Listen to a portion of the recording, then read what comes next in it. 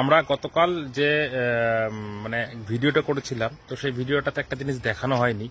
তো সেটা হচ্ছে যে আমাদের গ্রুপ থেকে একটা ইনিশিয়েটিভ নেওয়া হয়েছিল যে সবাইকে মানে ফোন করতে এবং কথা বলতে যে আসার জন্য। তো আমি অনেককে হোয়াটসঅ্যাপ করেছি, আমার পক্ষে ফোন করাটা সম্ভব হয়নি।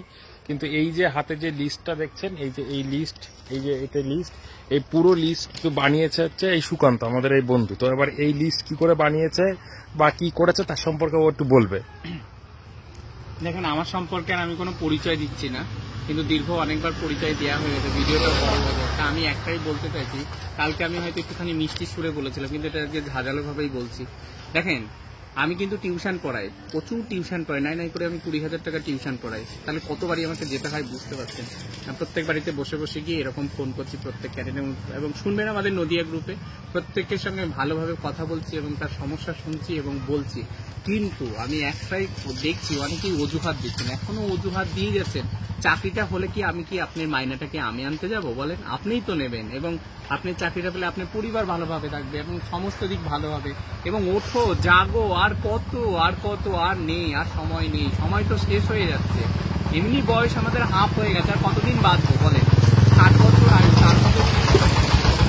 তার মধ্যে যদি আমরা চাকরিটা না পাই, তাহলে আমরা সুখটা পাবো কখন? এই তো আমাদের হাফটা বয়স তো দুঃখেই কেটে গেল। আর চাকরি পাচ্ছি, কাল এটা করছি, কাল ওটা করছি। বেকারের মতো সমস্যা আর কারো যেন না আসে, কারণ একজন বেকার হয়ে আমি বলছি, কোথাও গিয়ে আপনি শান্তিভাবে থাকতে পারবেন না, না আত্মীয় স্বজনের বাড়ি যেতে পারছেন, না আপনি কারোর সাথে কথা বলতে পারছেন, আপনি নিজে নিজে অনুধাবন করবেন। সেটা আমার ক্ষেত্রে কিন্তু অনেক হয়েছে। আমার না যেতে পারি আমার মামার বাড়িতে, না যেতে পারি কোথাও, এই যে একটা দুঃখ কারোর সাথে গিয়ে প্রকাশ করতে পারি না। এবং এই দুঃখটা যদি ঘোচাতে চান এবং প্রত্যেকে যদি একদম বুক ফুলিয়ে বলতে চান, হ্যাঁ আমি এখন নিজে স্বচ্ছভাবে এবং নিজের পায়ে দাঁড়িয়েছি, এখন আমার সাথে কথা বলো, এবং তখন যে একটা শান্তি, সেই শান্তিটা দেখবেন কতটা ভালো লাগবে। এবং আমি তাই বলতে চাইছি, প্রত্যেকেই একইভাবে চলেন, পায়ে পায়ে নিয়ে এবং হাতে হাত ধরে চলুন। আমরা আজকে রাজপথে গিয়ে দাঁড়াই এবং আমাদের একটাই দাবি থাকবে, ইন্টারভিউ নোটিশ চাই। 50,000 নোটিশ যতক্ষণ না দেবেন ততক্ষণ আমরা এখান থেকে উঠছি না, উঠবো না। তোমার এই লিস্টটা দেখাও, যে লিস্টটা কতজন হয়েছে বা কতজন। আচ্ছা, আমি একটা ব্যাপারটা দেখাচ্ছি। যাই হোক, প্রথমে আমাদের গ্রুপে যাই হোক আমাদের বন্ধুরা সবাই বলছিল কি করা যায়। তো আমার মাথা থেকে একটা বুদ্ধি আসলো যে কি করা যায়। তখন আমি প্রত্যেকে বললাম, কে কে কোন ব্লকে আছো বলে নাও।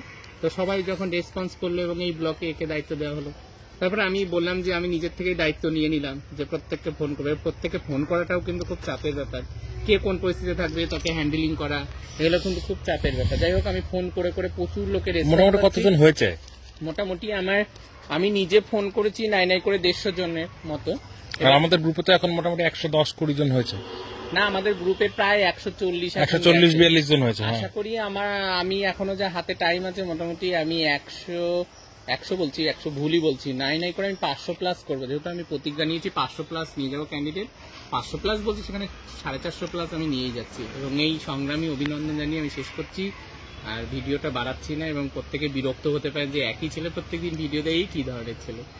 তো আমি দিচ্ছি, কারণ সবার মধ্যে সবার মধ্যে চেতনা ফিরে আসুক যে আমাদের যেতে হবে এবং কোনো অজুহাত না। এবং 19 তারিখের আগে যা যা কাজ আছে সমস্ত সেরে চলুন। টিউশনি পড়ানো থাকবে, এবং টিউশনি বাড়িতে এমনি 2 মিনিট পরে যান, তাতেও কথা শোনাবে এবং এমনিও শোনাবে। তাতে ওইসব গায়ে মেখে লাভ নেই। আপনার জীবন আপনি কিভাবে তৈরি করবেন, এজন্য চলুন, আর একটা বাড়ি চলুন, তারপরে দেখা যায়। নাই এসপার নাই ওসপার নাই, ডু অর ডাই।